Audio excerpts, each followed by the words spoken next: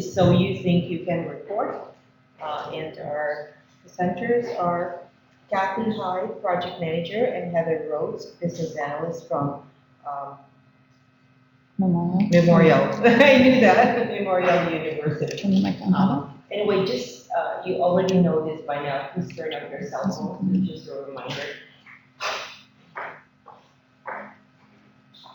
Yeah. Okay, sounds good. Well, welcome everyone. Thanks for coming this morning. Have you all presented yet? Anyone have to present this afternoon? You can relax. Okay. So we're here today to talk to you about a reporting project that we have been engaged in over the last year. Really over the last 2 years. First, I'd like to give you an idea of where we are. We're in St. John's, Newfoundland. That's where our main campus is. And we have a campus on the other side of the island in Corner Brook, as well as another campus in St. John's and an institute in Labrador. So we're a campus, we're a research institution, a teaching institution, medical school, nursing school. We're a medium-sized university of 18,000 students. And we have a lot of campuses, institutes, and affiliations across the province. We've also got about 5,000 employees, including faculty and staff.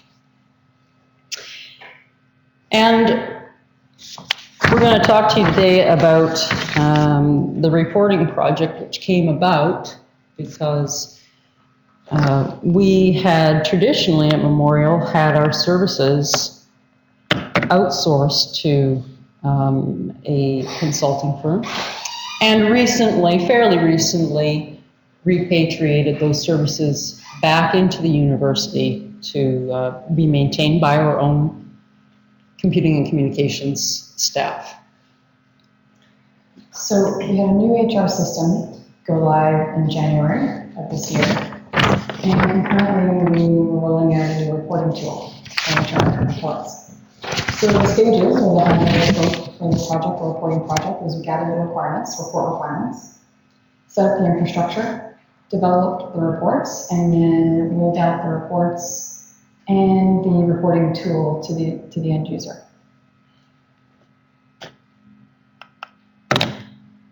I'll give you a minute to read this cartoon. Thought this was very appropriate for reporting. This is gobbledygook. I asked for mumbo jumbo. So one of our tasks, of course, up front was to identify what the business needs for HR reporting were, and to really try to determine, rather than replacing the reports that had already been created one for one, what were the common and different needs across units for HR data. That would allow us to, well, we had in mind planning and thinking about future needs and how we were going to implement these reports in this new tool that we had acquired, an operational data store and a reporting layer on top of that.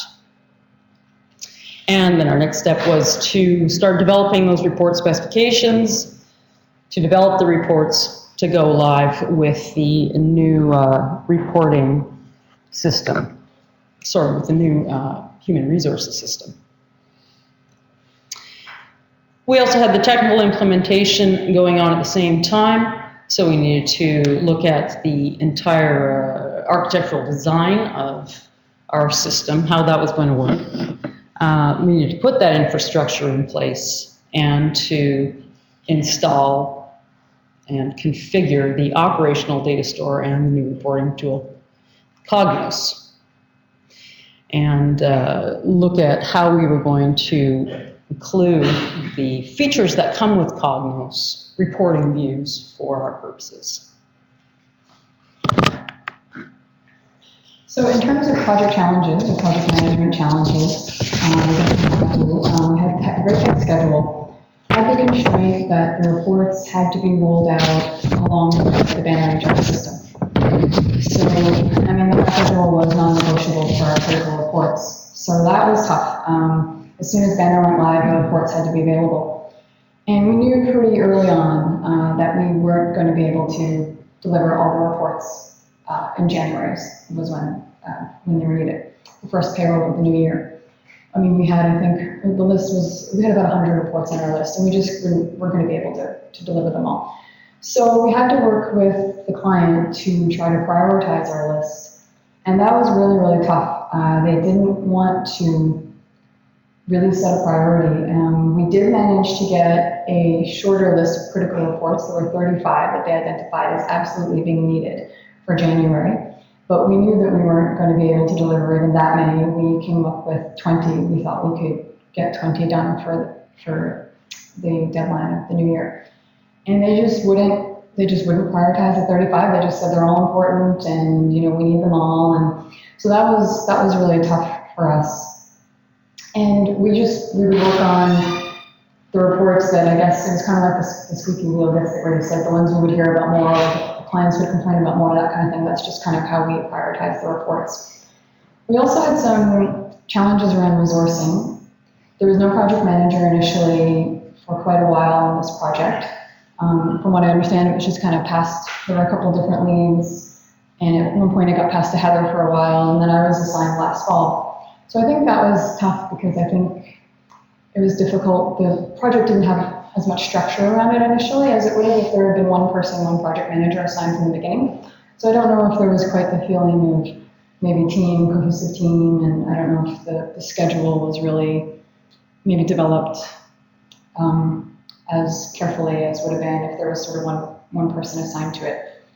We also had a struggle with the Banner HR team. They were so focused and so busy with the Banner HR project that they were essentially off limits to us. And I mean, we needed to talk to them. They know the data best. So we had lots of questions for them on how to develop reports and that kind of thing. I mean, we weren't able to invite them to meetings. They would respond to email as they were available to do that. But even dropping into their office, I mean, the Banner HR team is just a couple doors down the hall from me. And I mean, we were told, you know, nope, don't bother them. You know, their door is closed today, so leave them alone. Even if the door is open, you know, don't bother them unless you really need to. So that was really tough for us. I mean, we understood because, I mean, obviously Banner HR was a higher priority. There's no point in having good HR reports if you don't have the HR system rolling out on time. So it made sense, but it was still difficult for us to manage our project. We also only had one dedicated Cognos report developer. So that was tough because we had such a long report list and such a large number of critical reports. It was tough to just work with the one developer. We had other people doing bits of report development here and there as they were able to, but only one person dedicated. And finally, it was tough with communication between the HR department and the IT department. We didn't really have any one person initially that we could go to in HR that really had a good general understanding of the reports. It was sort of like whichever report you had a question about, you know, you would ask a particular person or a particular group. We often didn't know who the expert was on a particular report, so that was tough initially. HR did end up appointing someone as our sort of liaison or as a point person for us, and that was really, really great because now, you know, I mean, she and I, we talk almost every day. We work really closely together, and she coordinates any of the issues we have, any of the questions we have. When we develop a report, she coordinates the testing of it, and so that's really great. Yes, so Kathy touched on some of the challenges in determining who the stakeholders were that we should speak with and what the priorities would be for those reports. When we initially got the list of reports required, we didn't have any requirements with those. So we needed to understand which reports were priority and which ones we needed to start developing, gathering requirements for first. Those priorities shifted continually throughout the fall as the Banner HR project itself shifted. So we worked, as Kathy said, on what we were told to work on first, and sometimes we had to let that go and work on the next thing. The largest difficulty, I guess, is again the amount of time that people had to respond to questions and really to understand what they were going to do in their new HR system. Without understanding how the processes worked in the new system, they were not really able to identify what report needs they were going to have, what was going to be out of the box, and what was going to need to be developed in a new tool. They really didn't understand their old processes as well. It had been outsourced for many years to an external agency, and therefore they didn't know what was behind their reports. They weren't sure whether they were going to continue to need those reports with the new system, and they didn't really understand always what their business processes were or were going to be.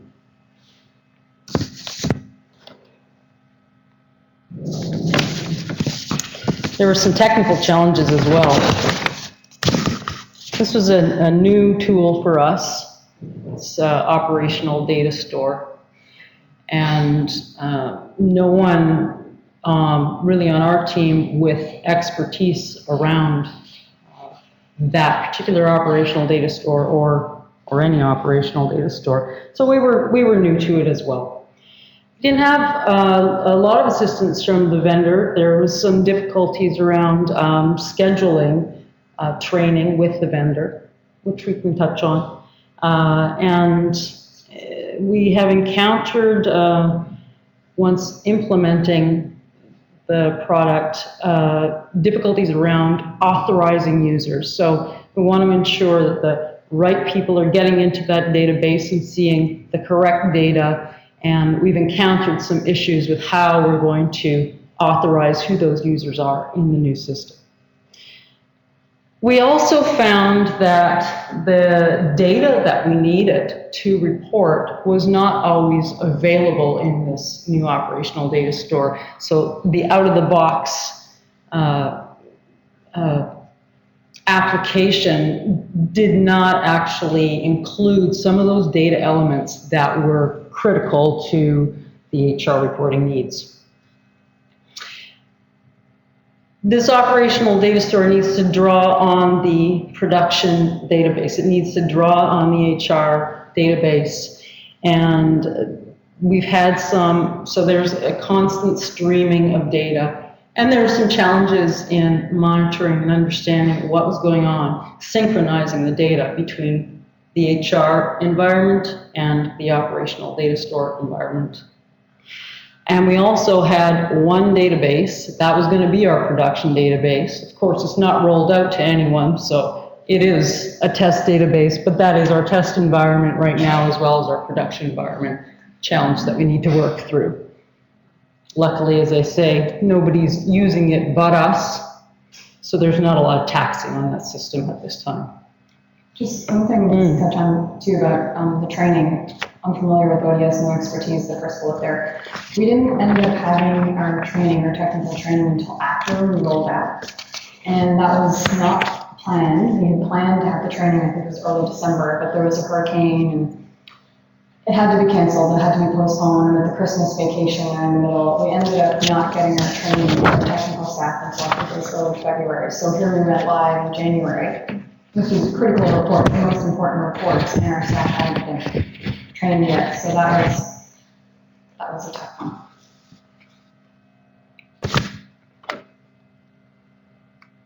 So in terms of lessons learned, technical training before the product rollout, I think when we sent out this presentation to the team before we sent it to Canhide and said, you know, what does everyone think? Any comments, any feedback? I think every single one of them wrote back to me and said, put that on the lessons learned. I think I left it off, or we left it off because it seemed kind of obvious that you should train your staff before you roll out. But anyway, that was a big deal for them. But you know, we have a really, really great team and they just rolled with it and they made it work, and it ended up being fine really, but it would have been a lot easier if we had our training first. So clearly define the business process. As Heather discussed, there was a lot that we could have and should have done in terms of the HR business process, defining that. And also in terms of defining a process within the project of requesting for the clients to request changes for reports and new reports and to prioritize reports, that kind of thing. We didn't really have that type of process defined early enough, I think. So if we were to do it all again, we would do more of that early on. Identify the stakeholders and include them in the requirements gathering. There's kind of two pieces to that. When I came onto the project last fall, I was told pretty early on by HR, we talked to most of our stakeholders, we didn't talk to all of them. We know we should have, but due to time constraints, we just weren't able to reach out to everyone, and there may be fallout from that. And there was, when we rolled out in January, there were definitely people, right away saying, hey, I didn't get my report this week, what's going on, we've got a new system. And I would look at our report list and say, oh gee, that's not even on our list. So that was part. So some of the stakeholders were left out, I guess, on purpose, which wasn't a good thing. But there were definitely other stakeholders that weren't identified. And that became apparent as well when we went live. And there were some reports either not developed or maybe not developed properly. So I think we needed to spend more time working with HR to identify all of our stakeholders university-wide, not just sort of the HR-related stakeholders. Formalizing a report validation process. Did you want to talk about that one? Because the users are not able to tap into the database on their own, they're not able to run the reports to validate them. It would have been nice, I think, instead to have brought them in and had them run the reports rather than just them validating the data as a step to understand how the system would be used. So I guess I was thinking about it. As a lesson learned, I think I'd like to have someone, I could log into the database and they could work with me rather than them doing it themselves. So there hasn't been a real formal validation process in terms of end user testing. All we were really able to do at that point was to show them the data. And I guess what we didn't touch on, well, what we did touch on was that right around the time of go live for Banner HR, we still didn't have the real production. We didn't have the data, a whole full set of that data. So it was difficult for the users to really validate those reports. And definitely, if we were to do it again, I think that we would want to dedicate more people to the project team. I mean, this is, common lessons learned with projects, especially I think in university projects. I've certainly heard people at this conference talking about, needing more people on their project teams. Like I said, the Banner HR team was just stretched so thin, and having only one Cognos developer, those are challenges. Like, I don't know how many times we've been in a meeting and say, if only we could clone you guys, this would be really great if we could just have a few more of you guys.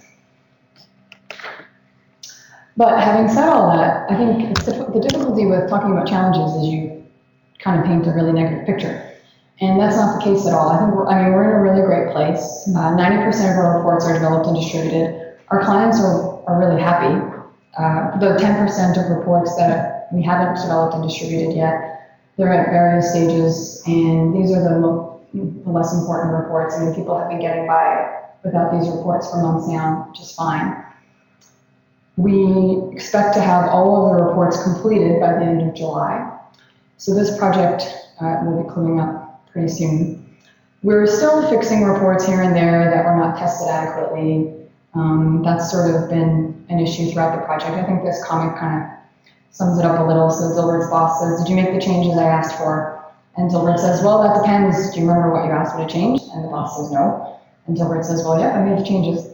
So that's kind of been our theme, issues and incidents just come trickling in either by phone calls or logged in our ticketing system to say, we need this field, or you're filtering on this data. I know that's what I told you to do, but actually what I need is something different. And so like Heather said earlier, I think in a lot of cases, the users, they didn't really know what they were getting or why they were getting it. They didn't really know what they needed. So, we've just been dealing with that, but that doesn't happen very much anymore. There's just a few issues here and there. Our authorization issue is still ongoing, so I think we found a solution for that over the last few weeks, or maybe the last month. So we're doing some final testing on that, and we expect to have that fixed and Cognos rolled out to our users this fall. So that's still something that we're working on. And the data not available in ODS out of the box, so that's still something we're dealing with as well. At the end of this project, we'll have all of the reports developed and distributed through Cognos. So from the user's perspective, I mean, they're all Cognos reports, and they're looking the way they want them to look and doing what they want them to do.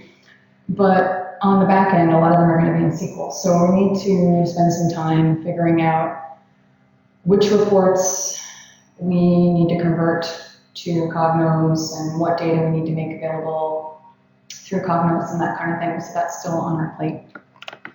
So in terms of future projects or future work, as I was just saying, converting the HR reports to Cognos, like I said, it won't be all of them, I don't think, but it may be a significant number, I'm not sure. We need to look at that. We're also embarking on data classification, data governance projects related to those. So we've drafted a data classification policy, and that's been submitted to be approved. We're planning to set up a data governance group this fall and start actually classifying our data this fall when the policy has been accepted. We're also looking at student reporting next, going to look at the student requirements for reporting on that side, and a data warehouse implementation. So these are the projects that we've got coming up over the next couple of years related to reporting and data and that kind of thing. And that's it. I see that we have a question on the board. How much of the ODS did you find was usable out of the box? And how much did you have to customize the ODS? Well, we're looking at the customization of ODS right now. What we did find with the operational data store was that the data, most of the data that we need is there. There's some difficulty with the Cognos layer, the reporting layer on top of that, and how that draws data and whether it includes some of those data elements, which is why we need to develop those in SQL rather than in Cognos. So I do think that we're probably going to have to customize ODS if there are new fields. There are some new fields. There are some fields that are part of a add-on of data that we will need to customize, move over into ODS, but that's yet to come. We're going through a similar implementation, so I'm curious to know a little bit more specifics. For example, what is your ERP? And also you talk about the amount of time, how much time, how many reports, and the amount of time. And any more quantitative data? What we're using for our ERP is Banner. So Banner, Student, Finance, and HR. And those were what were brought back into, actually Finance and Student were on Banner for a very, very long time, but maintained outside of the university. And our HR system was a completely different mainframe system, and so bringing that into Banner was new. Bringing it in-house and bringing it into a new database. And how many reports and how much time and how many, you said how many more resources, but how many resources to put against this? How many resources did HR have also to put against it? Give you an idea about that. Well, on our side, our Banner HR team is 2 people. You can correct me if I'm wrong, but we've got 2 full-time people on the Banner HR team. And The technical end. And then on the business side, they have 2 full-time people as well. And then I'm not sure how many part-time they had. I think they had 1. Was it only 1? I thought it was, okay. So they did bring in other people here and there though, part-time for periods of time.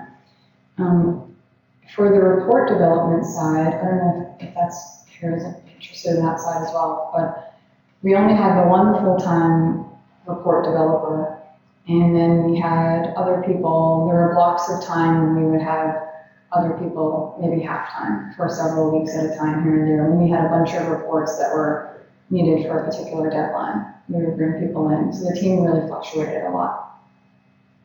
So you said, sorry for Mhm. you said they want 100 reports, you brought it down to 35.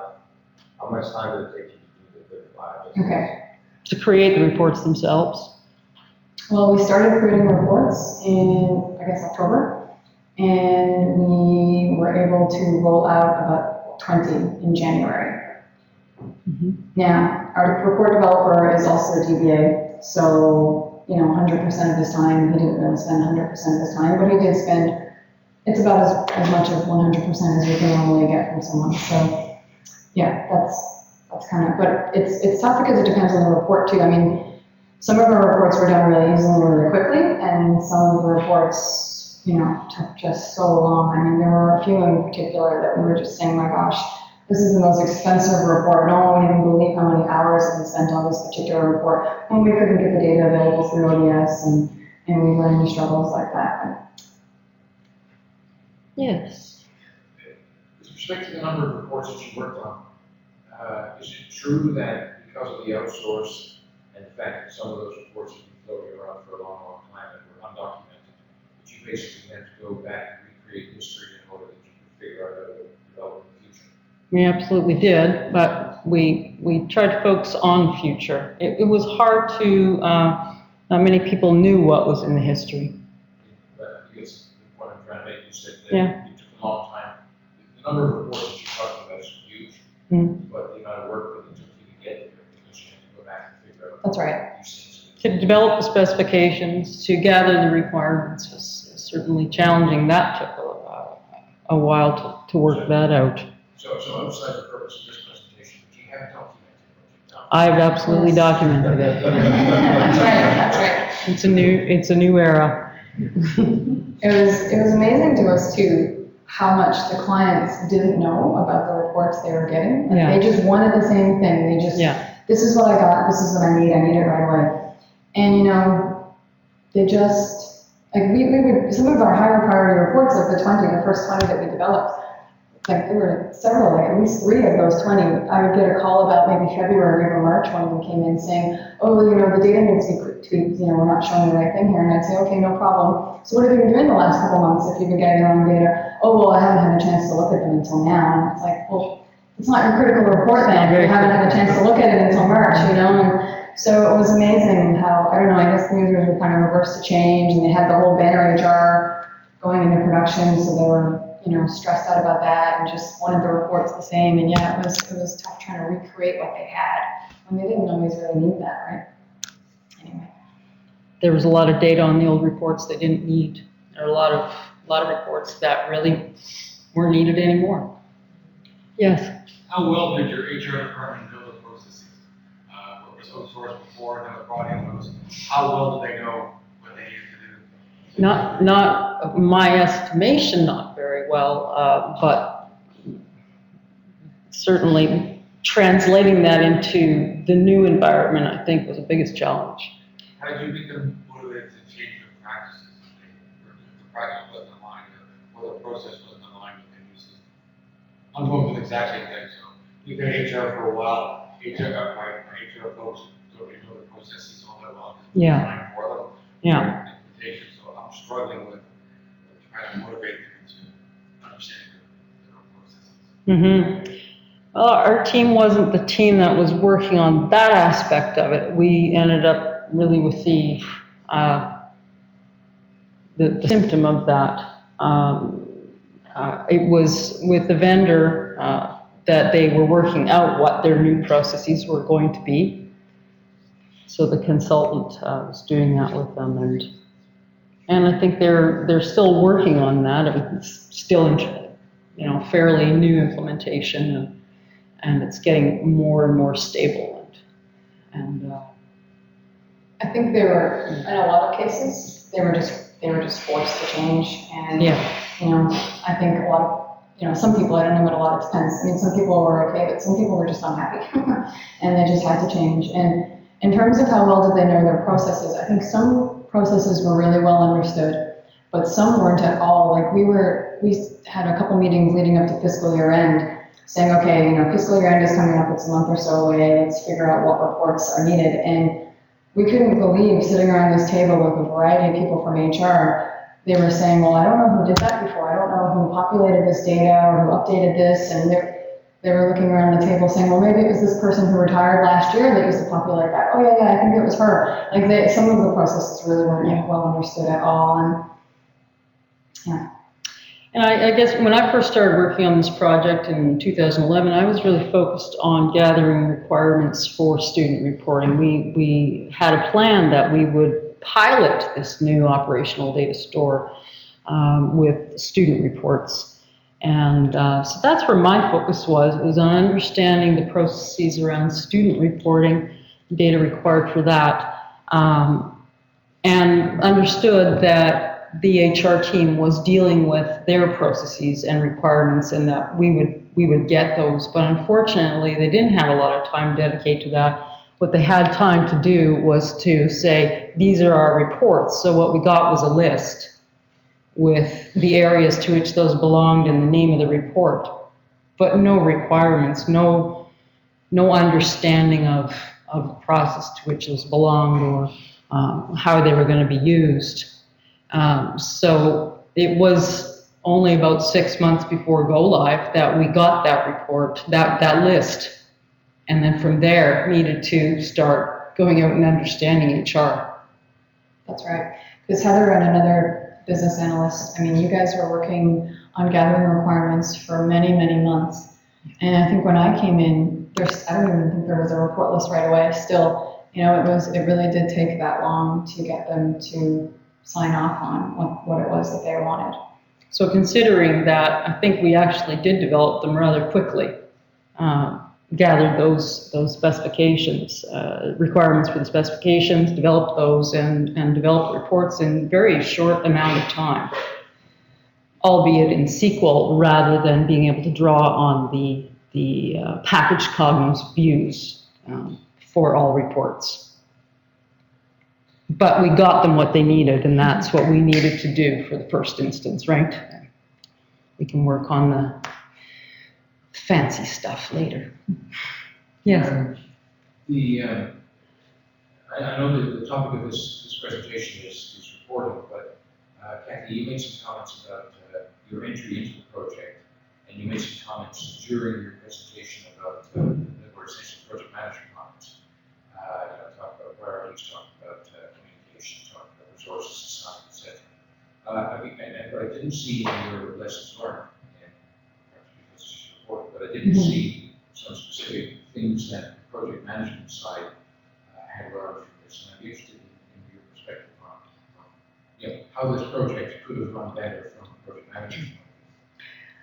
Well, I think from a project management point of view, the first thing that comes to mind is, we had this Banner HR project, which was so huge. It's one of the most complex projects we've run as a department. It's really big and really difficult. And initially, I think that was assigned to one project manager. And as they got into it, they broke off one piece to be a separate project, and they broke off the reporting piece to be a separate project. So that was great.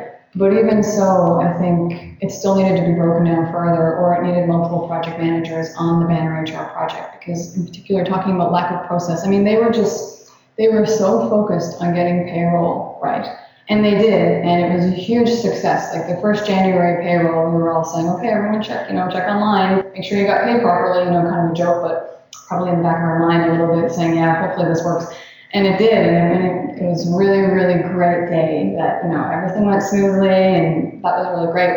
But they didn't have the time to focus on things like setting up processes to handle that payroll and to look at the reports, look at the data and that kind of thing. So I think that's one thing. Definitely there should have been more project managers. I think we didn't have there was a Banner HR steering committee, but there wasn't any steering committee for the reporting piece. And at first, when I first came onto the project, that was acknowledged, and it was just, the discussion was, well, this reporting piece shouldn't need a steering committee because we've got the Banner HR steering committee, and that'll be fine. You can just come to the project sponsor or project authorities or those kind of people. But I think looking back, we definitely needed a steering committee, in particular with the report prioritization. If we had had a steering committee that consisted of not just people from HR, because that's really who I dealt with. I just dealt with the HR people. And there were a lot of needs outside, in our financial department or in our faculty relations department. So I think a steering committee for the reporting piece would have been something that would have been very useful. Is that kind of what you're thinking? Anything else, Graham? I was just asking, but those thoughts went through your head, what did you talking about? Yeah. Well, I think by the time the thought went through my head or our head, it was kind of too late. Like if I had had that thought back in the fall, then we could have gone somewhere, but it wasn't really until we were into it, realizing, here we are, we've gone live, we're still not getting reports prioritized properly. Now we've got someone from a financial office really upset because this super important report is not done or it's not on our list and it was a low priority for us. And, at that point it was just kind of just dive into it and try to make people happy and get their reports completed. And yeah, we needed to take a step back, I think, even at that point and say, okay, yes, we need to fix this situation, but what are we going to do to make sure it doesn't happen again next week or next month? And there was a lot of that in the beginning. January and February were really busy and stressful times. Mm-hmm. Yeah. Yeah. So we're going through the same thing, so just give you a quick scenario, because I'd love, because you implemented it, I'd love you guys to just give quick feedback on, are we heading for disaster, or, so when we started this, we had all the same issues, very interesting. Huh. So from the end of it, so we're in the middle of re-implementing our charter, but in the middle of it, we actually forced them to write a document on how to do the processes, so subject pages. Yeah. We got hired an HRMS person, so you mentioned we've got 2, we had none, so now we've got 1. We also hired an HR consulting company that basically knows HR, not necessarily IT. Sure. So therefore, they would help on the business processes. And then with all of this, the HR executive director resigned, so we had a major reorg and everything, which is not. You know what, we had the same issue, right? Mm-hmm. So that's the status. But on the reporting side, I'm still nowhere because nobody knows what they want, and every time you ask them, they'll tell you 3 different things. Yeah. So I mean, it sounds like we're living the same thing, but are we heading the right way, or what do you guys think? I think you are heading in the right way. Certainly, figuring out those business processes is really key. Absolutely.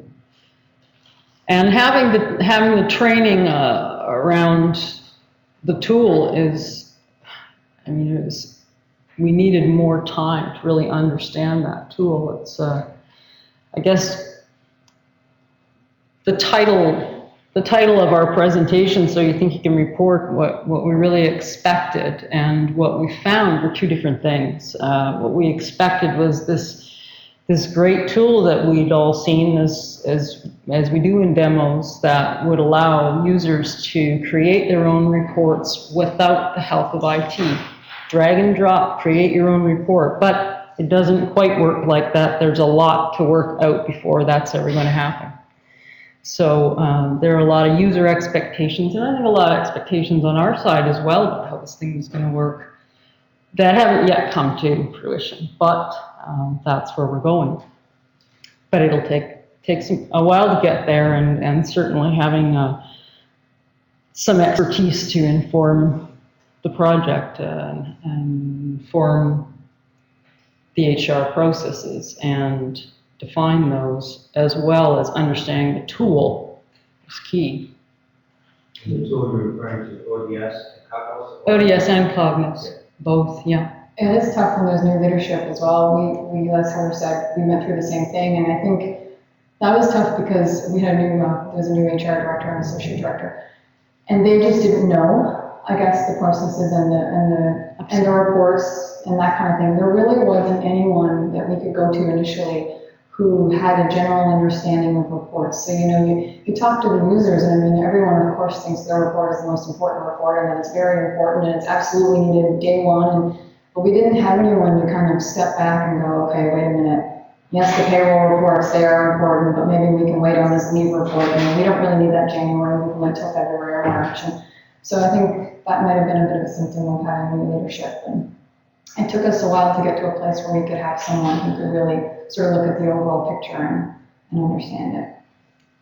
And the reports that they were used to getting in some of these areas were just huge PDFs, data dumps. So we were trying not to go in that same direction. So these were printed off biweekly with payroll, stacks of paper that they were essentially looking through like that to catch errors. Exception reporting is really what they need. But they're not comfortable. They know what the exceptions were going to be in the new system. So how could they define the report requirements?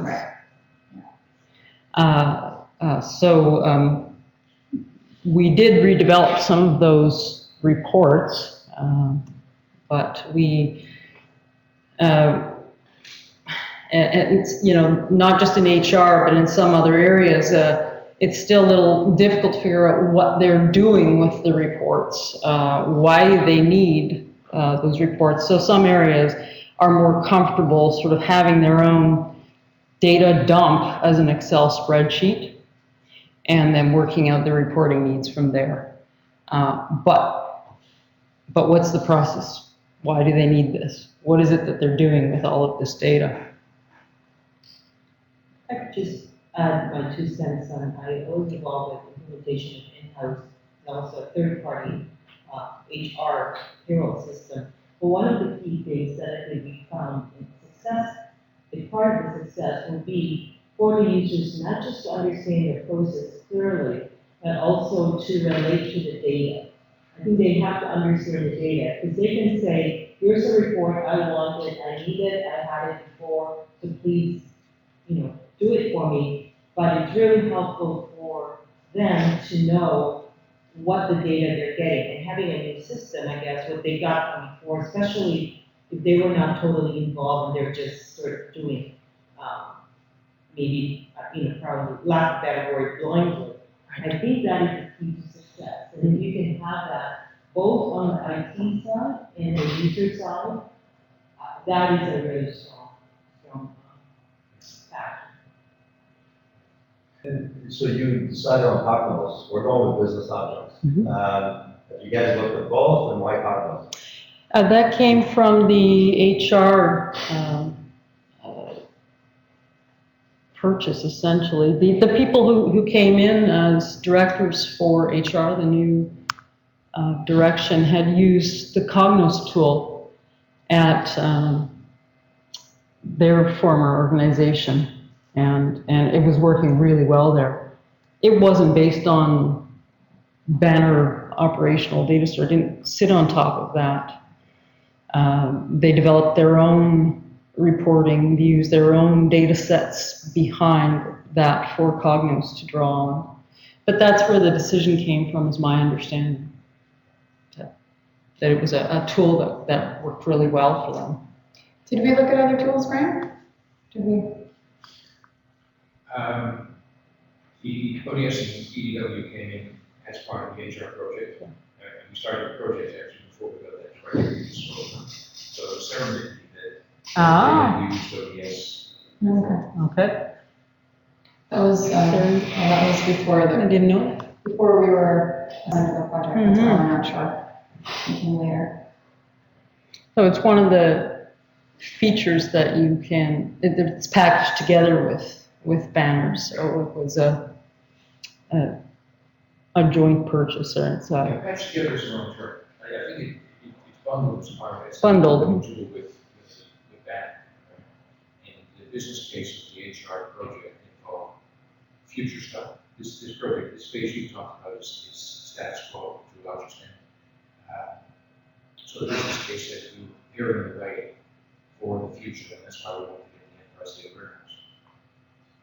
But I just meant that the Cognos tool is packaged with it, it's bundled together. Yeah. It was actually, it was purchased from Lucy. Yeah. Not as a separate. Yeah.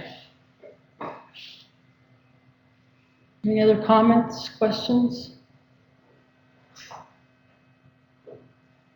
Thank you very much. Thank you.